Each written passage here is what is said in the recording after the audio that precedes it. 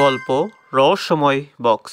একদিন গ্রামের ছেলে রাহুল জঙ্গলে হাঁটতে গিয়ে একটা সোনালী বক্স দেখতে পেল। বক্সের উপর লেখা ছিল, আমার ভিতর যা আছে তা সবাই চায়, কিন্তু কেউ ধরে রাখতে পারে না। রাহুল ভাবল, এটা কি হতে পারে। বক্সের পাশে আরেকটি কাগজে লেখা ছিল, তুমি আমাকে ব্যবহার করো প্রতিদিন, কিন্তু কখনো দেখো না। আমি সবাইকে সমানভাবে দেই, কিন্তু কেউ আমাকে ফেরত দিতে পারে না। রাহুল অনেক ভাবলো, উত্তর খুঁজে পেল না। তুমি কি পারবে বলতে বক্সের ভিতরে কি আছে? 10 সেকেন্ডের মধ্যে উত্তরটি তোমাকে বলতে হবে।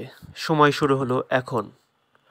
1, 2, 3, 4, 5, 6, 7, 8, 9, 10।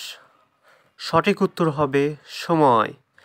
যারা পেরেছো তাদেরকে অসংখ্য ধন্যবাদ, যারা পারোনি তাদেরকেও অসংখ্য ধন্যবাদ। এরকম মজার মজার কুইজ পেতে হলে চ্যানেলটি সাবস্ক্রাইব করে পাশে থাকবে। আজ এ পর্যন্তই, দেখা হবে অন্য কোনো ভিডিওতে। আল্লাহ হাফেজ।